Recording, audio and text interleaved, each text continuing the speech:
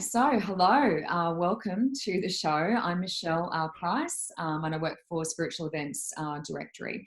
So, I work with their magazine, and we're also doing this awesome video series. So, my guest for today is Jason Reynolds. Welcome.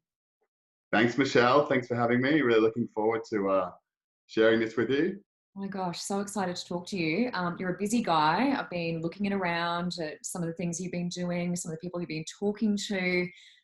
So exciting. Can you just maybe, for our listener and viewers, just let us know some of the things that you're about? You know, what's Jason Reynolds in a nutshell? I'm a father. I have one son. I'm someone who, I suppose, looks at life from a state of it's of my own creation. I believe that what we are here to do is something that's unknown within each of us. And my focus is to provide a platform where people can have the capacity to be able to explore that independently without being caught up in what's happened in the past, what's right or wrong, or getting caught up in any other form of philosophy of life that doesn't align with their own truth, as inconvenient as that may be. So for me, it's been very much about growing a space where people can start to discover themselves in a very unique way. Love it. Now, quantum movement is something that is deep in your heart, I'm sure. So, if you could explain for our viewers what is quantum movement in sort of simple terms. Well, the word itself and the name itself comes from quantum being a part of the whole and movement being the basis of life. So for me, it's about an individual's expression into a place that is generally confused and misunderstood, and allowing them to find their own significance in such a way where they can start to question the very nature of things that they've been presented, to put themselves on their own platform, to provide themselves and be the center of their own attention so they can see the fullness of their life, their capacities, and start to create something in their life that is unique. Not something that necessarily is accepted, but something that is innovative, creative, and is of their own being. It's not about, I suppose, for me, coming together as a community and coming together and being the same. It's about first finding your own individual independence and being able to be courageous enough to expose that in the face of opposition, judgments, and the differences of life and the way that people tend to see things, is allowing you to find that attention, that love in the acceptance of your own difference. You mentioned independence, and that's something that because I've been listening to some of the other podcasts and other conversations you've been having with different people. And for me, independence is about kind of being able to stand alone, you know, rely on myself, that sort of thing. But you actually take that a fair bit further in some of the conversations I've been watching with you. And I'm finding that really interesting because I think we can rediscover that during our life, you know, that independence and what makes us tick. I think sometimes it changes, you know, as you sort of learn different things and take that on board. Is that something that you would agree with? And I know that you kind of you can probably expand on that a bit more.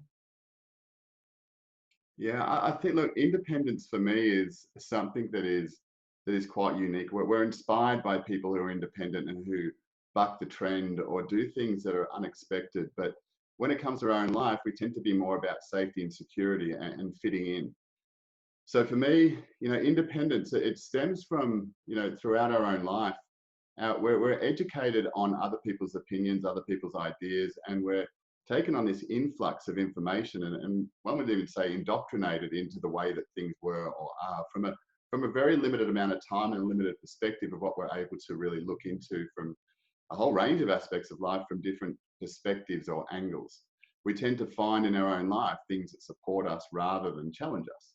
So for me, education should be about an individual being able to do what they're being shown independently, that they're not reliant upon any system or any structure to discover their own truth. So if for me, education too often is about getting someone to agree or believe in the same way that you do. It's very much to understand that no matter how noble or authentic or meritorious someone may be, Mm. is they have their own agenda And it's not good or bad. It's about them seeing things in our own particular way. And it's for us to be able to discover that the enormity of information that is available to us is not intelligent. It's information that other people provide. So it's our ability, in order to make that intelligent, we have to see the relevance in that information and how we can utilize that for our own uprising, for our own expression, for our own expansion. So for me, one of the most important things about independence is about an individual being able to find within themselves, not just occasionally, not just when it's convenient, not when just the moment is right, but in the most arduous and challenging of situations of life, that they can connect to something deep within themselves. And that connection can be maintained throughout whatever is occurring in the environment around them. It's to suggest that we create the environment. We're not a product of the environment, which is what, aspects of modern psychology has had us believe, that we're impacted and affected by our parents, our upbringing, and the environment in which that is. I mean, it definitely has an impact, but we have choices on how we can contrast that and how we can bring our own self forward. But it requires a deep connection with what I would call the what inside of us, not our soul or our spirit. These are things that have so much charge and so much energy in these words. And for many of us, we don't truly understand them except for, I suppose a bit by bit elevation of what we think that word means. And for many of us, we can be, left in a state of ignorance because we believe something to be what it is without truly understanding our relationship to it. So for me, our ability to be able to define and recognize what it is that really exists inside of us first comes with that connection, but it is developed from a state of independence through something called discernment, which is the ability to listen to that information and feel and decide from a refined capacity of utilizing our faculties of intuition and imagination, the noble senses is what I would call them, in such a way that allows us to find our own freedom of expression and our own freedom of life. It's I think there's a lot of confusions in my eyes that exist around this, because we hear people wanting to elevate their intuition or wanting to discover their own intuitive capabilities. Intuition is nothing different than the senses that we have in the physical realm of taste, touch, sight, hearing, and smell. Intuition is simply an ability to focus our attention towards an energetic structure and to be able to take on information from it. The problem is with intuition, most of the time it's directed externally. And that experience is what a lot of people talk about in my eyes is the ego. But it's that capacity to turn that very powerful capacity that we have inherently within us upon our own self, to see everything from the glory of what we are to the sinister natures of what we've picked up and taken on in life. So it's our ability to not just see that, but be able to discern that and be able to do so in such a way that is not inhibited, restricted, or censored by what we've been told and what we've taken on within the mind. Yeah. So, I mean, independence, it is, as I say, we could speak a lot further into this, but I would suggest in life that if we knew how to love ourselves and we knew how to, what I would say in love is to bring attention to yourself without reason. If we could do that for our own self, we wouldn't need or require or expect someone else to do that for us. We would be able to be full in our own capacity. And it's a journey. It's not something, a destination that we get to. But we would then be able to appreciate others in the same way and recognizing the journey we've had to go to get to that place, to not look to a government, to not look to a corporation or anyone else that we're opposing to provide something for us, and then complain when what they deliver is not exactly of our own choosing. So a lot of this sort of leads towards in our own independence, coming back to what do I want? What am I here for? What am I here to experience? And the more defined I can become in that, the more clear I'm able to make decisions, which is releasing and letting go of those things that seemed appealing, but do not serve me. And that's a challenging thing for all of us in the making of a decision is just that, to make a decision, because it's not about moving towards something. It's equally and probably more so about leaving behind the things that were not treacherous or problematic in our life, but leaving behind the things that are extremely valuable. And it could be as much as a partner, a family member, an environment, or something that's been with us for a long period of time. It's our ability to make decisions from such a discerning space that we can step out and we can bear witness to the opposition that we will face. Because for all of us, to be ourselves is not a difficult thing, but we complicate it so much because we're so focused upon using our intuition to consider what someone else might think of us in the future by the actions that we're about to take or considering taking. And we're precise, and that's something that we should all recognize, of how clearly aware we are of the future and the reactions of all of those around us, that if we were to take an action, that it comes to us immediately. But if we could use that same capacity to discover within our own selves on how we could move forward towards what we wanted, recognizing we're not going to make every single person happy. And that's where we become confused. We can become sad and full of grief because we hold on to a whole range of other people's energies rather than discovering our own and providing an example for others to find freedom that others can do the same with as well. We're not there, I don't believe, to hate. I don't believe we're there to judge. We're there to understand our own self. And sometimes that's in the contrast and reflection of the people around us. But it all comes back to an independence, not any one trick or process. Independence is about understanding how to actually move through. It's the how to, like at any particular moment in our life where we feel inspired and we have a great idea, it sounds amazing. But then it comes down to, well, how am I going to do that? And this is, to me, the very nature of life is, how do I do myself? How do I process that information? How do I see this in a different way? How do I move into a place that is of great benefit and elevation for me, rather than needing to be required or surrogate to some sort of ideal, some sort of coach or some sort of mentor or guide in direction of me, rather than being able to accept my own significance that it's coming through me. How much we're talking about people, and we all know someone who is in the blame game, does that, everything's someone else's fault, my life never works out, da da da. What's the first step though? Like, because people, like, you've done a lot of work, a lot of work on yourself. For someone who's watching this and saying, like, they can kind of hear it, but they're like, I kind of don't know how to stop. Yeah, because it's a habit. It's probably addictive. It's what you've always done. How do you kind of break that? How do you break that? Yeah. Yeah. Look, I fell into this trap myself of where I was looking for some magic pill, let's say, of something that I was missing or not seeing, that because it would get me past this pain or this misunderstanding or confusion that I was experiencing. So I went looking for this, the most powerful, the strongest, the most complicated practice that was hidden somewhere in life. And I found things for sure, and I would suggest they're powerful. But what the issue is that I've found is, we first need to come to a point of looking at our own daily nature of what allows us to work at a physical level. Is we need to purge each and every day. If we don't purge our bodies at a physical level, we become very close to death in a very short space of time.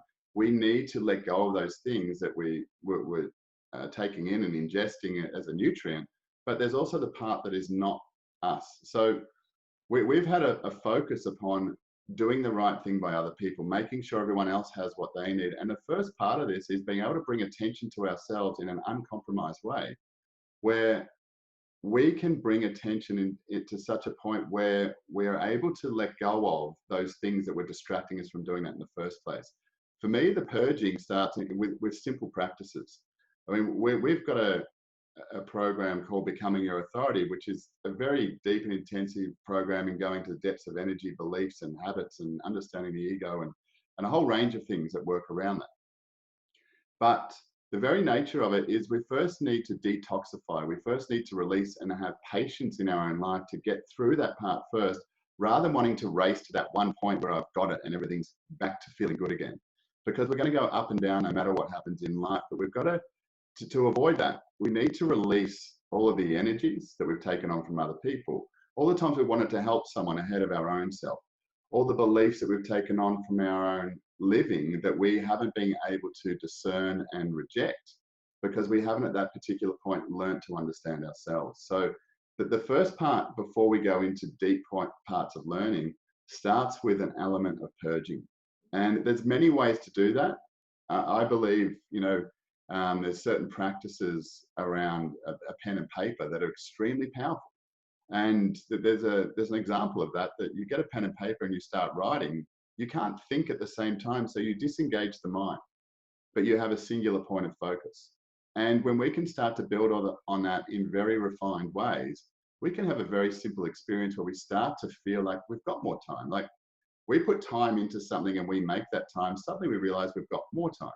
But when we continue to keep being busy and we keep complaining about we're not having enough time, we are feeding into that same narrative rather than coming back to saying, you know what, if this is important to me, I'll put time into it, I'll understand it to such a degree that I will then focus upon it. And when I do it, that's what becomes important to me, those distractions that I was getting caught up in. And I know this from a parent, that at times you want to just jump in and help your child. It's like they're suffering. But, you know, that type of thing builds this relationship of dependency. But at that time, to be able to step back and learn in your own space, but also provide that to your child, to believe in them, because we do things for people, what we consider to be kind. But in real truth, what we're saying is we don't believe that that person's capable of doing that themselves. And what we end up doing is taking on their burdens and trying to fix it for them, which doesn't allow them to recognize there's a trust this person has in me, that they believe that I can do this.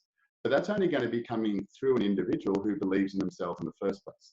So it starts with the most simple of practices. And I suppose that's for what we look at with a quantum movement, is things that are repeatable, things that are simple, but also are confronting. And they're confronting because they are repeatable, because they are simple, because they're not complex mixes of all different philosophies and ideas coming into a space. It's about a simple practice of understanding yourself and doing that consistently and regularly. But it means letting go. It means releasing. It means coming into this moment and not the consideration of the future or the worry of the past. It is about being able to first release so we can see exactly what's there.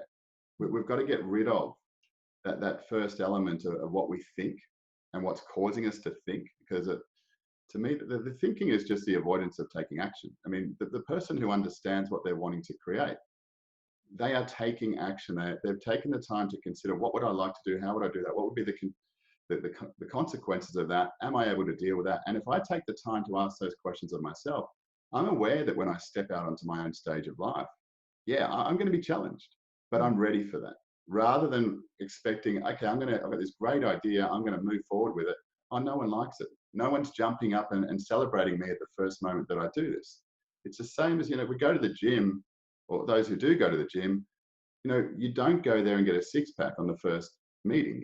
It takes time, and you allow yourself to become present to that level of development and that level of reward over a period of time. So these are the types of things for me. It's a starting point is about purging. It's about releasing, and it's about letting go. And it's about releasing a lot of the guilt and shame that we are taking on, that causes us to hide ourselves, to cause us to minimize what we really are, rather than putting attention on seeing, yeah, I've made some mistakes, I've done some things that didn't work out, but that's not who I am, that's who I was. And I'm not going to keep repeating that cycle by continuing to do the same thing and complain against what life has presented to me so far. Jason, I think something that sort of ties in really well with what we're talking about today, and in terms of having to, I guess, you know, purge and deal with things that are a bit uncomfortable. I think COVID-19, you know, that pandemic has been something that has been really awesome for some people, and they've seen it as a real positive, and other people have just been like really down in the dumps about it. And I've been sort of struggling because it's been great for me, but then I have people sort of saying to me, oh, it's the worst thing that's ever happened to me. And it's kind of hard. You know, I think there's a lot of really extreme polarities where people have a very, you know, extreme one way, really extreme the other way. And it's been difficult for me to find that balance, and also to know whether to reflect back to them the way it's been for me, or whether I just sort of sit back and listen, you know, and am I an enabler? You know, am I enabling that belief in them by just sitting back? And something that you talk about is personal governance. And I think that sort of fits into, you know, what we're talking about here today. So yeah, I'll just ask you to speak a little bit more kind of to that. Yeah,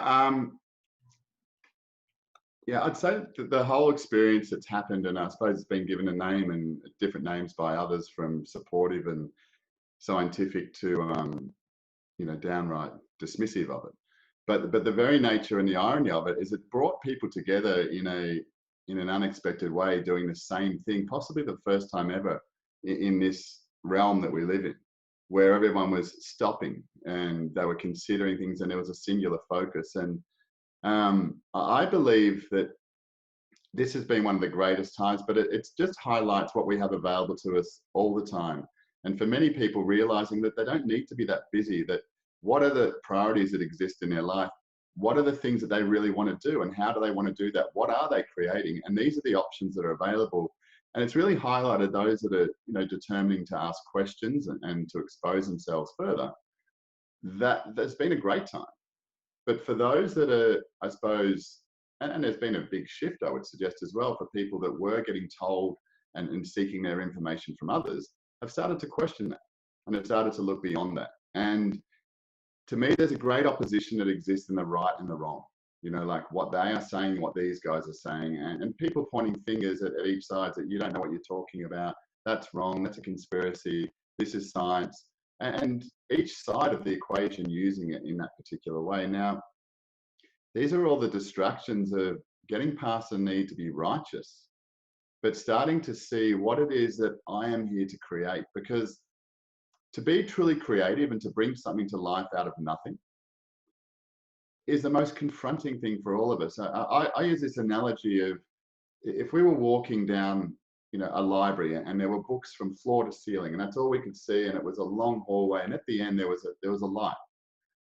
Now, these books, imagine them representing every experience of your life, every little feeling you had, every gratitude and challenge and everything there that made you up, and they're familiar to you, and the relationships that come with that. And we become adored in that space, but we can also become rejected. But as we are not happy or dissatisfied in some way, we want to move beyond it. And as we start moving towards this light at the end of this hallway, we get to a point where there is nothing that's standing in front of us, where there is just open white space.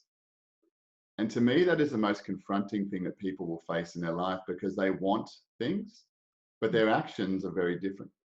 When that space is provided to me, if I just had this, I would then receive this. And this becomes the challenge that we are most confronted by space. And it's the fears of our own life that are determined by the unknown of the space that exists in front of us. What if, what about? And we start to consider all these things that we think about, rather than being able to step into a space that I want, because I've got something to create. And that's a real challenge for all of us, and this is why I'd suggest, large organizations and large centralizations of power exist, is because people don't own that space themselves. And, personal governance is something that we use and have coined as a term, very much about an individual first understanding that the capacities that they have created everything that they have. And if they can recognize that, they also can recognize they can change that. But the challenge for some of us is to accept the responsibility, or possibly even blame, that might come with that particular scenario, that I'm at fault. And that's part of the confusion about responsibility. Is, to me, responsibility is the capacity that we have in our own self to create, to do something different. We take responsibility when we believe we can change something. And that's the very nature of life. We can't deny change, but we complain when life is changing around us and we refuse to. Wherever we become stuck and rigid in our own space at any particular point, no matter how righteous we are going to be confronted with challenge. We're going to be confronted with a state of resistance or discord within our own self. The issue is, with this space that we have in front of us, and to have personal governance, is to be able to choose how I want to create that, how I want to step into it, what it looks like for me. And at that particular point, you can only have love. You can only have a level of awareness and presence to yourself, because it is one of the most difficult things to do, to bring attention to ourselves consistently in amongst all the distractions and expectations of life around us. So, personal governance is about being able to step into the space that's available that we wish and we want. For many of us, we wish and want so much and we manifest it, but then we reject it and push it away for the fear of losing it. Rather than, you might see in life, and people might relate to this, that many of us have experiences in relationships that we might believe in some way that we're lucky or blessed to be with a particular partner, that we might not be deserving of that space. And for over time, we come to not enjoy, or we feel guilty about being in that space. But we hold on because we don't believe we can get any better. And the problem is within that is that we can't look at the example of what we've already created to suggest the only thing that I can see is what I've created now, that I can move beyond that. But if we hold on to that, if we restrict its movement, it becomes stale, it becomes toxic, and it becomes the very thing we hate, ironically, being, first of all, that which we wanted. So for many of us, it's, there's aspects of what are we looking to move towards? Are we looking to move towards just a momentary feeling of peace and serenity? Or do we believe that we could have that all of the time? But recognizing that that peace and serenity is not just about this consistency of bliss. It's about, for example, in happiness, it's the removal of what makes you sad. It's the understanding of what makes you sad and taking a different perspective upon it, which allows you to release it. It's in all of our understandings that we have that we let go of the pain, the judgment. It's when we don't understand it that we continue to hold strong and be determined that it won't change, because we're not prepared to. We don't want to step into that space. And that's why I believe in true respect of our own capacity and capability, we don't learn a weekend course. We don't read a book to get to that particular point and put pressure on ourselves to be able to do that. This is a journey where we start to change the habits that are not bad in any way, but habits that we can start to define and choose that support us, of our own choosing and making. But for many of us, we have to get past what we've been told, that we're maybe not as capable as what we think, that it's not possible. Son, you can't do that. No, that won't work for you. That's the way it's always been. These are just some of the hurdles that allow us to become fit for our own purpose as we learn how to overcome them. Or we can just choose to stay in a state of blame and opposition to what we don't like, hoping somehow, in a magical way, that everything will just turn up for us. And look, just to clarify that, I truly believe in the absolute power of manifestation. We see it in our lives every day. Our powers of manifestation are exactly what we're experiencing right now. To just say that I want something for a period of time doesn't change that. We have to be prepared to move into that space and create something through that in order to move beyond it. But if we just get to a destination and stop, the thing around us starts to morph and change, because we're no longer providing a direction. We're no longer providing any inspiration into it. We believe we've got to a point where now we don't need to do any more work. We don't need to provide anymore. We don't need to contribute, which is, in its own form, it's a form of death and the undoing of the very nature of what we are, to create and to be completely independent in our own way in order to come together. And that's probably, for me, just goes back to the idea of when I don't require love from someone else, I can truly love someone for who they are. When I don't expect them to be different in order to supply something for me that I have complete responsibility for myself, I can allow them to live themselves. And if you can imagine a community that's focused upon doing what they love because they understand themselves, rather than doing it for a return or a reward, and looking at the pros and cons list, trying to control the future, we can start to find people that can become innovative and move into a state of flow where they bring people into their life that are there to support it, which might be very much strangers in their life, not the people that they are endeared to and want to drag along with them, where they are demonstrating they don't want to be a part of it. But we continue to keep trying to force our partner or our friend into this new way of life that they are not ready, do not want to experience in the same way that we do.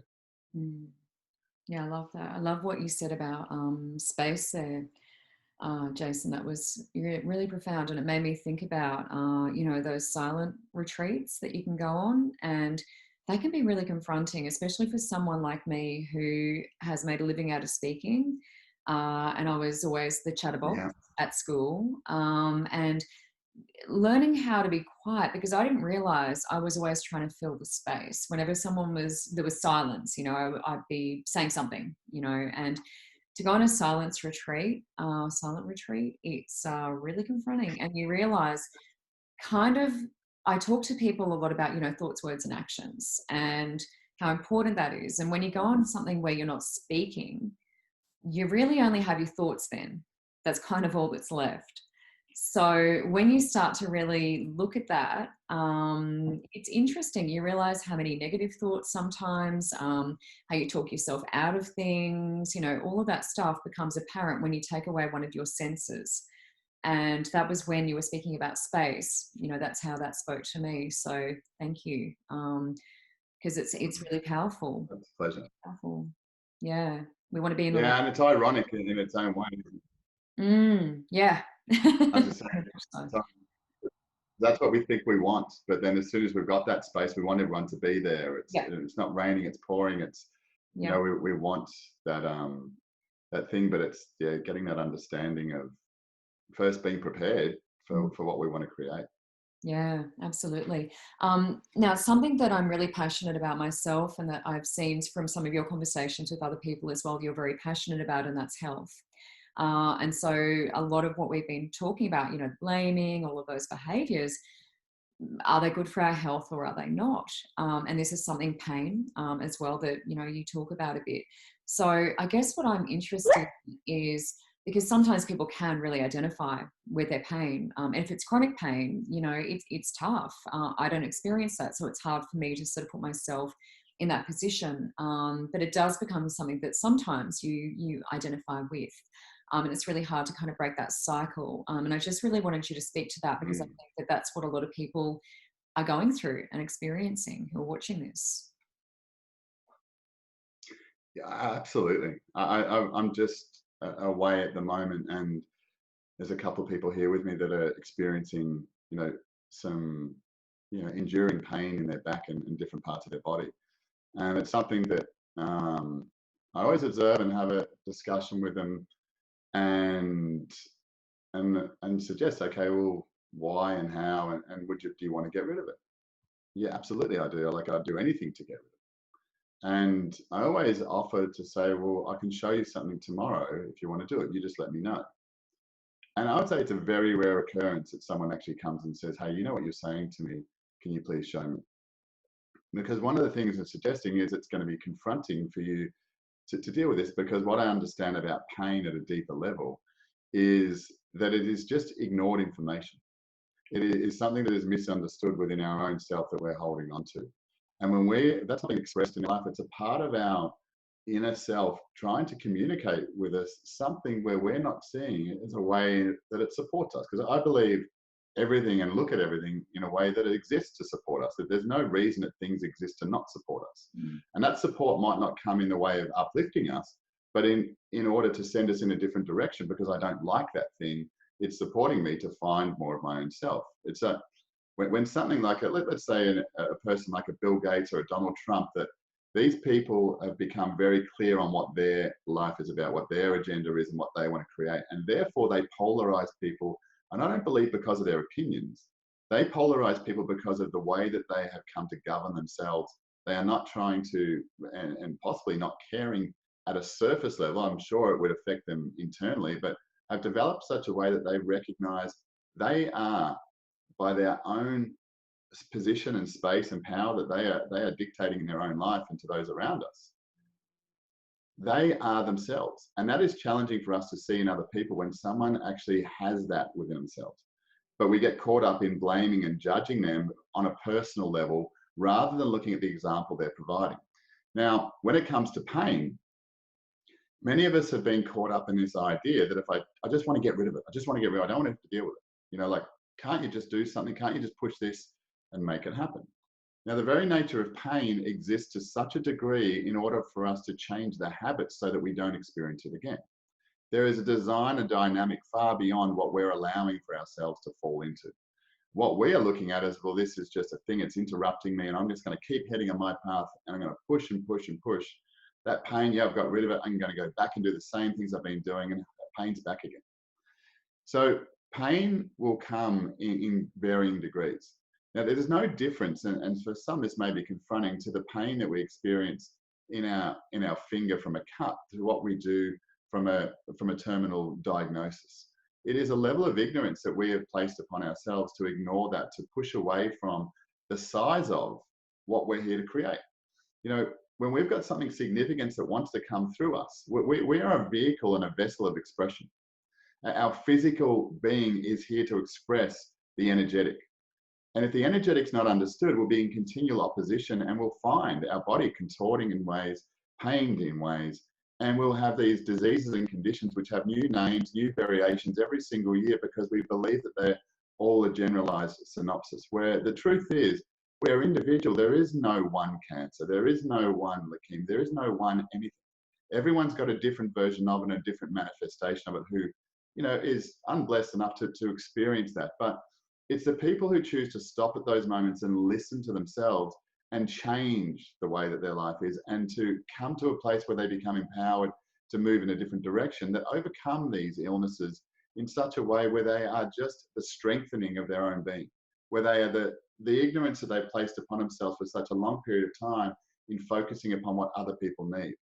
And I have no doubt that any, and this is from my observation, I'm not saying I'm a doctor or I can cure anyone. What I'm suggesting is that people don't need a cure. People are confronted by a condition or a disease in their life because they don't understand how to communicate and unravel that in such a way to provide momentum forward.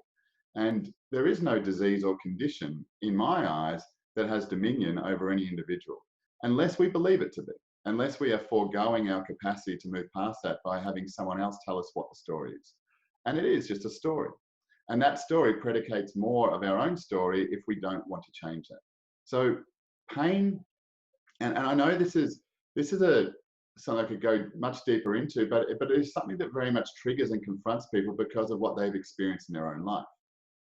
And what I suggest that we do is we teach a place of personal governance, which is not for everyone, because it requires us to get past the blame, but to start to understand and to have capacities on how to do that in our own way, not in any predetermined functional method, but it's about developing that ourselves. So pain will continue to prevail, and we can take things like a pill, we can take things like a form of diet or eating, or we can go and get a diagnosis from, you know, whether they're a mainstream medical doctor, whether they're a Western or Eastern medicine professional. They are all there bringing us to a little bit more of our own attention, but it is never going to be released or let go of in our own life until we understand it. Because the irony is that pain is the very information we're seeking, but as we're so dogged in our direction and avoiding the pain and the information it's bringing to us because we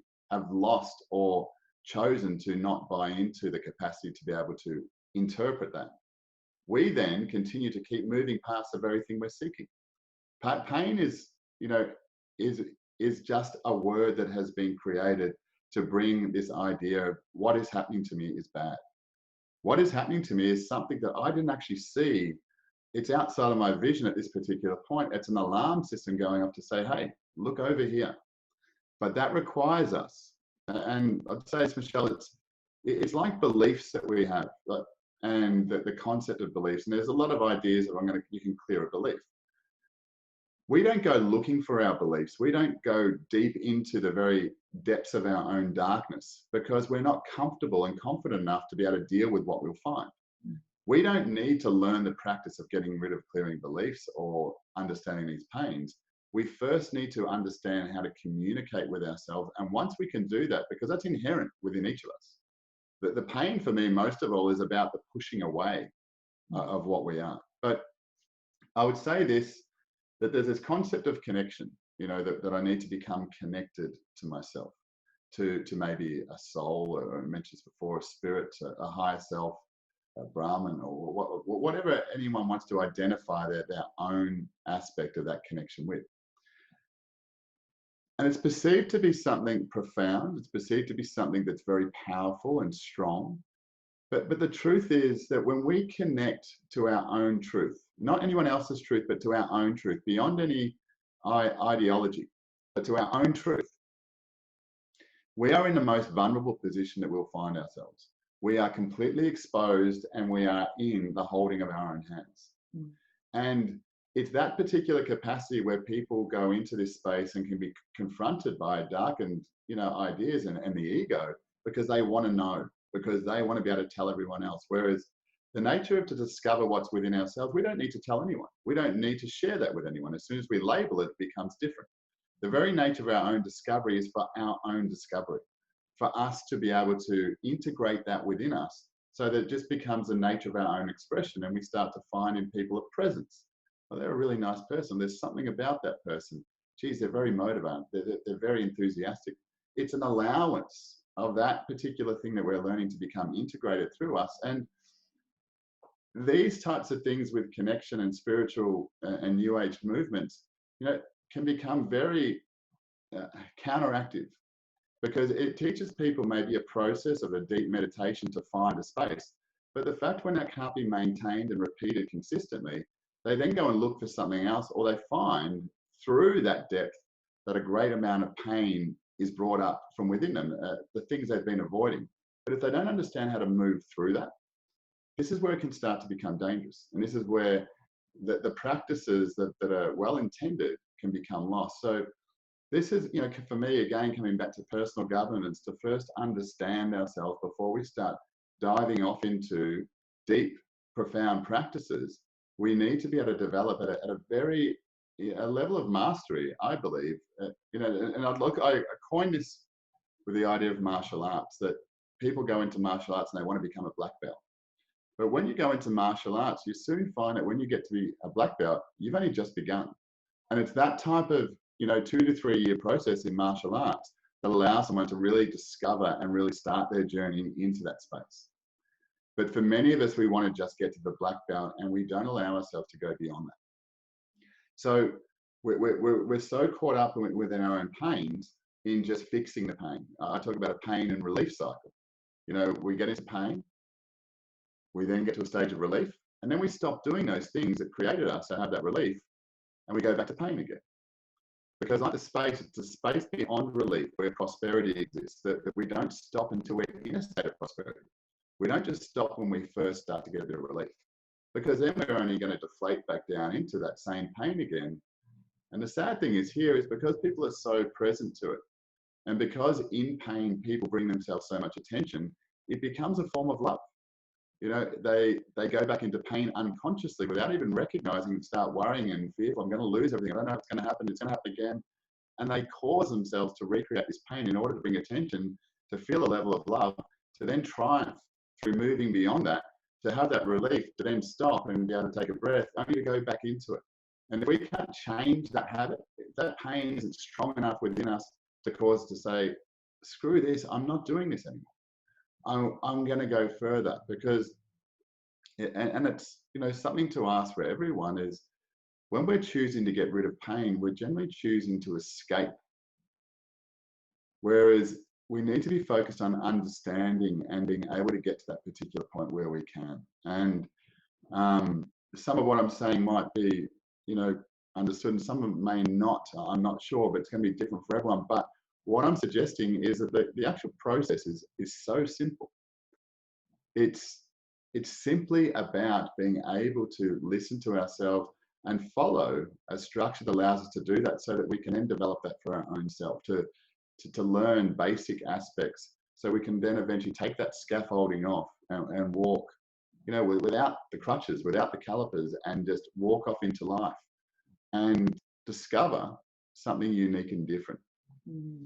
Yeah, something that really stuck with me, Jason, on sort of pain and illness and that sort of thing, is Eckhart Tolle said, pay attention to the diagnosis and not the prognosis. And I've watched some pretty amazing, documentaries on people who have overcome, incredible illnesses, because they paid attention to the diagnosis and then they didn't listen to the rest. Because sometimes the rest of that isn't a great outlook. It's not a good prognosis. So what you do beyond that diagnosis is kind of up to you, and that's what we're talking about.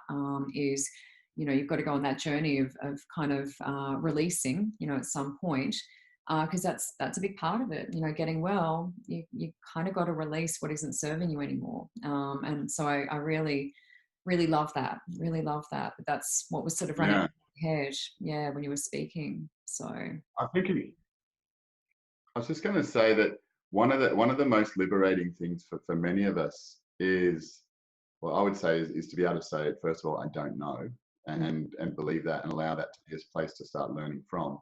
yeah. But for many of us is to recognize that I don't want to get better, that I don't want to be without pain. Because the very nature of it is when I keep saying that, well, I don't want pain, but then I'm in it again and again. Mm, The truth is there's a disconnect there between what you're manifesting and bringing into your life and what it is that you're suggesting. So to first stop and just say, well, wait a second, I don't want pain. I'm not sitting here wanting pain, but it continues to keep happening to me. So there is an aspect of me that wants this. mm, So if I can first accept, well, I do want pain. I don't want it to be long term, but I want it. So why do I want it? If I can start to discover into that particular place, I can start moving beyond it, and I stop fighting against what's going on. And it's all well and good, in these types of discussions to get awareness, but awareness is simply noise if we don't action it, if we don't understand how to express that in our own life. And that's, when we can focus upon such a which I would say a structure, and energetic structures to me are an essential part of teaching, because an energetic structure might be an individual that you meet. And when they are more congruent within themselves, that structure is strong and they have presence. And because they're congruent with what they're saying and what they're being, they're operating as a more singular entity. And you can influence something that is separated because it's looking for direction, it's looking for a way of coming together as one in itself. So we become influenced by environments, we become influenced by people, we become influenced by books and structures that are organized. Now, my understanding is that energy will seek its greatest organization. And in doing so, if we can recognize that within ourselves, to go through a process of, well, this is to identify firstly what I want, how I'd like to see that, and what that looks like, and then to be able to go about executing that is a really important thing. It's very much like the river itself is water, and without a solid structure around a river, mm, it's just a puddle. And the thing is that puddle and that river becomes strong to the degree of the structure that exists around it. And that the greater that structure, the more water that it can hold, the less that it floods, the more it maintains a singular direction towards its own manifestation and outcome as to where it is then moving out into the sea. And that's the same thing within our own self, that to develop that structure, many of us avoid that because we don't believe in ourselves, or we've never had that opportunity to have that cultivated or even directed to us. And some of us have to find that through, deep levels of pain. mm, But for me in life, we either have self-belief, and that's a native and inherent thing. A child doesn't believe it can't do things; it learns that. And where we remove self-belief from our life, we take on beliefs, and that is other people's truths, other people's ideals, no matter how old or long-term these are. But we find that within ourselves, that if we can cultivate self-belief, which generally happens in the taking of action, the making of mistakes, and the mistakes are just outcomes that I've decided this is not where I want to end up. It only becomes a mistake when I decide to stop. mm, But it is just a path along the way. That there's many terms here, like there's darkest before the dawn, and we need to go through those practices and have people around us that support and provide an example to us that we can feed off. And that's also a part of me choosing what I want with the people around me, rather than blaming, rather than wishing it to be different. Change it, yeah. because it's not going to happen magically. For some of us, they seem to manifest that, and for us from the outside, we look and think, geez, they're so lucky they've got everything. Mm, These things don't happen by mistake. People can have a momentary experience of that, but to maintain that in our own life, which is such an important thing, to maintain our own capacity, to find our own truth, to maintain a space, to maintain our own degrees of life in however we want to express it. That's when we start to get mastery, but not to just have an experience of it that we talked about once upon a time when we went to a seminar and what occurred in that practice we did. Mm. This is about, well, can I recreate it? If I can't recreate it, well, I don't understand it. But no, but I did it. But okay, well, let's do it again. Well, I need all these things with me. Well, then it's a dependency. It's not a level of independence. How can I recognize, yes, I have that dependency. What do I need to do to break that? What are the things I'm holding on to that I'm not currently understanding, so that I can allow myself the freedom to go, I don't know at the moment, without having to provide a front to my friends or to those around me to think that I'm a bit more intelligent than what I currently am. Yeah. Yeah. That river metaphor. Wow. I haven't heard anyone describe it like that before. That's really good. I love that. A way of, describing the structure. And because I know in my life, meeting people who kind of identify with the pain, the most difficult thing I think that I've seen with them is that it becomes your identity. So it's like, if I'm going to remove this, who am I, like, moving forward? Because it's like every Mm. conversation, everything becomes about that pain. And it's like, we do like to put things into boxes. We do like to categorize and label.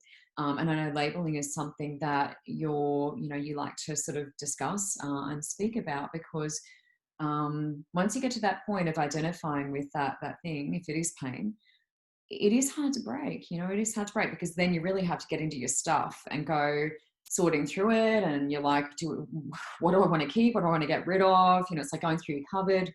That's some work. That's some work. And that's, something that a lot of people maybe don't want to get into. So I wondered if you wanted to sort of speak to the sort of the labeling, that we Yeah, tend to do in our lives. yeah, for sure. One of them I'd say, just in regards to what we're just talking about, is structure, and the idea of people moving into a place where they want to find more wholeness within themselves.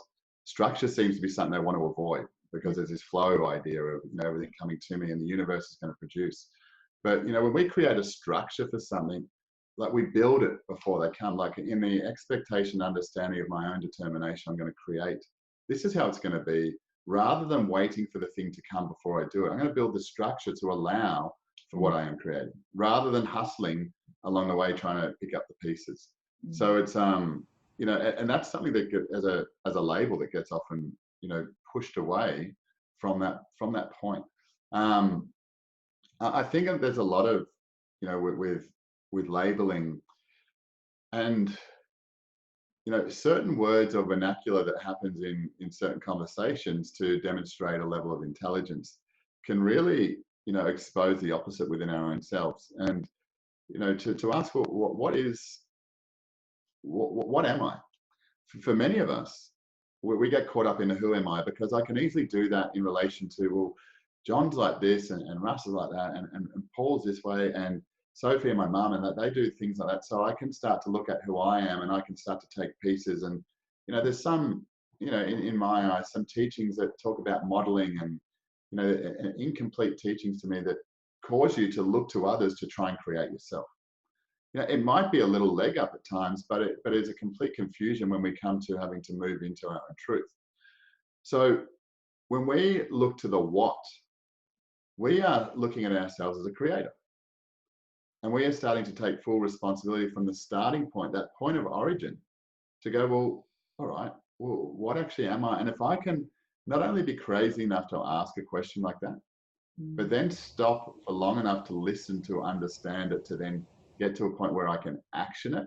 But not only that, to then go about completing that, I'm going to be considered crazy. I'm going to be probably at sometimes in some, phases and generations of life, be considered insane. And that's the thing now, to embrace within ourselves our own weirdness, our own difference, so that we don't get caught up in these, popularized ideas of racism and separation, rather than understanding that we all have our own challenges. We all, not because we had a more tumultuous upbringing, are we needing more sadness brought toward us. And you see, there's a lot of people are starting to empower themselves beyond the idea of, it must be so hard for you, or how did you survive in that way? Oh, it's difficult for those people. What are those people? Those people are themselves in the same way that you are you. We all have our own challenges, and they are significant, and they're going to be found to be more significant by the more we see in ourselves, the more we want to bring forward we're going to rustle up some of the deep, dark, sinister nature of what we have led ourselves to believe through other people's teachings. So, it seems, kind of audacious at times to even consider that. Who am I to even consider an narcissist? So for me, I look at, the who and the what, and the who is who I am for everyone else. And the what is what I understand of myself. And it doesn't allow for a definition of a higher self or a soul or a spirit. And, these words, they lend color to certain conversations. But when we start to work on ourselves, they become a bit of an interruption. And yes, we can relate to them and we can form our own relationship with them. But it's about, we look at labels like anxiety. I have anxiety, and this is a problem. I have a challenge moving into a space that I've never been in before. And if I don't get past that anxiety, as it's labeled, is going to get worse and worse. So if I have anxiety, it's okay, because then I don't need to move forward, and I can be medicated, and I can be boxed in a particular way. And I'm not suggesting that no one goes through pain in these ideas of anxiety. Everyone does. I've been through all that myself, and I continue to keep confronting it, but I don't allow it to be something that drags me down. I recognize, there's times I'm curled up in a fetal position and I just can't move forward because of the thing I'm looking to bring into my life. It confronts the very fabric of who I am. And I can't even express that to someone because it's something I have to find within me. And that's why, learning specific tools that work all the time allow you to confront those things. If we were just to consider that anxiety in its own perfect, if this was a possibility, in its own perfect design, that anxiety was just the energy that we received in the process of moving into a place that we had not been. So when I go into a place I haven't been, I'm going to need more support. I'm going to need more energy and able to give me greater resources to move into this place. I want some people with me.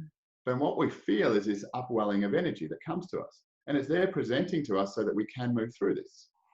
But we deny it and say that there's something wrong with that. And that keeps us in a place where we don't move forward. Now, I don't believe any level of anxiety needs to be maintained in anyone, but misunderstanding is continually maintained. And we get drowned in all of this information and opinion there's no one doctor is right. No one doctor is wrong. They all have opinions, and there's, I'm not sure how many, hundreds of thousands, millions of doctors or scientists around the world, and everyone has an opinion.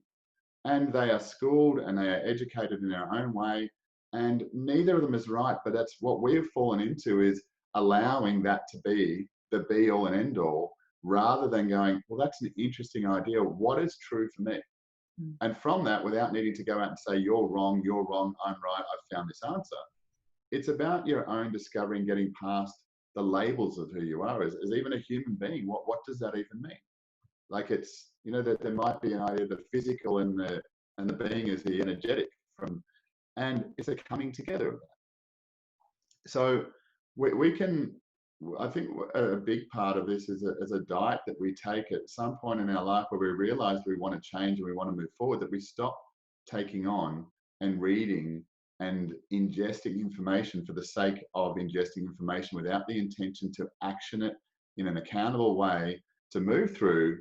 Look, and it's a complete challenge and confrontation of life to change. And that's the very nature of, I know when we do teaching, it's very much, there'll be times where we'll be, you're going to be confronted, and it will make you accountable. It's not our responsibility to teach it. Your responsibility to engage and move forward. We're not here to prod you and move forward. We're here to provide you with an opportunity to do that. And when we take responsibility for it, we surprise ourselves in very significant ways, which is why we talk of this amazing thing that happened in the moment of my own attention. And that's, I speak a little bit about that. I believe attention is, it's the currency of life. It's every single thing exists for the need and want and requirement of attention. Anything of its great strength that exists that we can see, if it's not given attention, even a naturally occurring phenomenon, if it's not given attention, it will subside. It's we in our own selves, our children, our organizations, they all exist by the gifting of our attention. And too often that attention is given without a choice being made within us, but a requirement being taken from us. It's a great perspective what you say about anxiety in particular there. And it's almost like kind of just looking at, I guess, what you were saying is almost befriending it, and looking at, why we have it. There's a reason. There's a reason we feel all these different things at different points in our life. And I really like that because it's looking a little bit below the label, looking a little bit further under that, and sort of saying, well, why do I have this? Why do I have this particular emotion? And can I sort of use that, to my benefit? And then also a lot of it's about, letting it go when we don't, when it doesn't serve us anymore, instead of holding on to it. So yeah, I think that's really, really powerful, really powerful. Absolutely. I think I believe all of those things are there, and we all, in our own quiet moments, we can accept that and believe that. But it comes down to the fact of if we understood how to do that communication, because it's what we are. We do that always, but we feel things in other people. We become affected by an environment, and we sense certain things, but we don't develop that. And when those things are coming to us and we don't know how to interpret them, we deny them and we'll push them away. But it's like, we used to work a lot with kids in schooling, and you would see a child that would be early teens, and they were struggling with something as so definitive as maths. And at a basic level of maths, they'd be I don't like it, I hate it, and they would do anything, and emotions would come up, and there'd be all different varying degrees of avoidance. And we used to have this computer program, and we'd share with them how to do algebra, and they'd look at it and cringe, and they would want nothing to do with it. And then you'd actually take, and it'd be no more than 3 minutes, and they would learn it. And straight away, this enthusiasm came through them to, oh, did I do that? Their parent, they can't believe that they can actually get this thing right, and how simple it is. And then they actually, the first thing they say, can we do another one? Can we do another one? And this is the demonstrations of life, like that when we see those types of things, that we as individuals, well, hey, that worked. And when I learn something and I understand it, I want to do more. So if I can understand things that are more profound in my life, well, then I want to do more of that. If I'm getting caught up and stuck in these particular aspects of my life, it's not because they're challenging, it's because I don't understand them. And if I then worked out, let's stop talking theories, but how would I do it? Until such time that I knew, then, well, give me more problems, give me more things, because this is just fuel for me to actually find self-belief, find understanding, and grow further from where I am. It's we see it. We see it all the time in our own lives, where we're confronted, but by all of these things that we keep denying ourselves of, and at times find others that have the same experience so we can justify that. But we change our environment, we go and play in a different league, and we start to see things in ourselves that we didn't believe were present before. And that's I think something that's really important for all of us to really start to look at, the things that actually work consistently in our life, and how we do more of those, and also how we can become graceful in letting go, not clumsy, but we might be at first in letting go of someone or something, but getting to a point where I can become graceful, where I can become considerate, where I can become clear in my communication rather than continually misunderstood. Yeah, it's all about awareness. It's all about awareness. And I guess around, our growth and things like that, there's something called the Quantum You Collective. So we spoke about at the top of the show, the quantum movement, but the Quantum You Collective, that's something sort of new. That's something that you sort of, I'll get you to speak a little bit more about that. Yeah. Okay. So a bit of my history is that I've been, developed these programs that came from internally, and they evolved and developed over a couple of years. And they're the same as what they have been for the last 8 or 9 years. But that work's been done a lot in a private space, one-on-one and to particular groups. And, it's been developed over a number of years with lots of different people. But what we're in the process of doing is exposing more of what we offer and present. And the Quantum U Collective is an opportunity for people to come into a collective or a membership, if you like, to start to understand the very nature of what the things are that we're talking about here, to take it beyond the discussion and into a place of actioning where we can, with a couple of our mentors, support people into that space, to speak deeper into it. I mean, we have our own open Facebook page, which has a little bit about what we do. But this is a place where people can go in and start to really discover, start to really look and start to expose themselves in a confidential space with the support of some processes that we share. And, we're doing also a live every Thursday at the moment that is just to expose a little bit of a different thing that people can do from getting insights, from getting processes that they can take away into their own life, to start to look at deeper parts, to start to become, as I was saying, more graceful in the letting go. And a community that allows them to bring accountability to themselves. A big part for me within this is about people starting to practice pure expression and to be able to start to communicate without thinking about how it's going to be received, but to allow yourself not just to be able to do that, but to be able to learn to hold space and listen to what someone else has to say without being overcome by our own reactive emotions. So the Quantum U Collective is a bit of an entry place into what it is that we do. And then from there, people are exposed further to the programs that we offer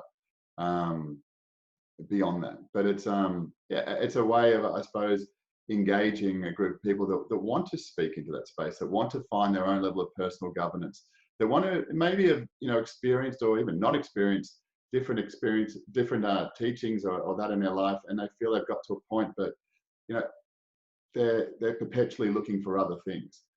What we're looking at here is it's about learning how to do your life in such a way when you've got all the capacities that you need, you can start to determine, you can start to look at that without needing to be subscribed into a form of learning. So it's just an introductory space. It's a membership type environment, but we're launching that in about a week's time at the end of June, where people will be able to get access to that and see what it is that we're all about. So hopefully that explains it. Yeah, I love the accountability, because I think some of the best ways to whatever it is you're trying to do, if it's lose weight, especially, or give up drinking, whatever it is, it's like being accountable, and having, whether it's, personally, like having someone on the side that you can sort of say, look, I'm going to talk to you about this. And if I drink, I'm going to tell you, it's all about being accountable. And that's sort of what I took out of what you were talking about then, is a bit about vulnerability, being in a safe environment, being able to sort of talk within certain protocols, but also to be a bit accountable. I think that's really important when you're trying to facilitate change within your own life. So that's what I sort of took out of that. Yeah, absolutely. And it's really, and in that part, the independence and freedom to be able to explore that, like you're saying, with the drinking or with the weight or a relationship. It's all the same thing, and it's our own individual common experience that we might have those things that we focus on as the challenge in our life. But it's recognizing, to get back to, it's the same thing. It's just a different experience within each of us. And if we can come back to the simplicity of how to move past that, this just is a space that allows people to explore that. And we have some extremely capable people to be able to facilitate that and take them into some controlled, deeper spaces of their own reflection and an opportunity to ask questions and some specific topics in podcasts that we go into that are driven a lot by that group. Once we form that, to look at what it is that they're wanting to overcome, whether it's independence in their own life and claiming themselves as an independent being. That's there's many aspects to it, but it will start to expose that as we move further forward. Yeah, so the best way to find out about that, because that's something that's new and is coming, is to just stay across the Quantum Movement page on Facebook. And that's really exciting. So we can't wait for that. Is there anything else you want to highlight that's sort of coming up that you want to let our viewers know about? Um, Yeah, I mean, look, as I said, we've worked in a private space for such a long time and by sort of application or referral only. So we're getting a little bit of stuff online now and starting to expose it in a more public forum. We do a lot of work with high profile coaches and entrepreneurs in that particular way. So what we're looking to expose is, for each of us, we want a level of freedom within our own selves. And for some people, that is just about, an environment of a family and being able for that to be rewarding and prosperous for us. For others, we've got an idea that's bigger than us that we want to, expose. Or for some of us, we just want to be able to learn to communicate in a way that's authentic. So there's very many different levels of, I suppose, what we share and teach. And um, we've taken a long journey now, to over the last 15, 20 years to get to this particular point where we're teaching what we believe continually works. And that's why we're looking to expose it. So I'm not sure exactly how it all unfolds, but yeah, the Facebook page, a coming website, and further, exposure in other ways will be there. But by all means, contact us through the Facebook page at this stage, and we'll assist however we can. Jason Reynolds, what an honor. Quantum Movement. It's just been wonderful to speak to you. What you say is truth. I've got the discernment. I love to use that. And you're authentic and genuine. And I'm just really appreciative of everything that you've shared. It's simple. It's just a matter of kind of having that courage and finding that. Really stepping into that space, and being okay with that, being vulnerable, kicking the ego out the door, because too often that sort of talks us out of doing things, or we allow that to talk us out of doing things. So I just think it's fantastic. And we've got Quantum U Collective coming as well, which is awesome. So thank you. We really appreciate you at Spiritual Events Directory. And to the viewers, I just wanted to say, if anyone wants information on any advertising opportunities with Spiritual Events Directory, we provide, including to advertise, or if you want to contribute as well to Rebirth Magazine, which is another thing that I work a little bit with. You can email us at rebirth@spiritualeventsdirectory.com, or you can message a page as well. So Spiritual Events Directory on Facebook. Jason, thank you. And best of luck with the Quantum U Collective. Thank you very much, Michelle, and thank you so much for having me, and really enjoyed it. Love it. Thank you so much.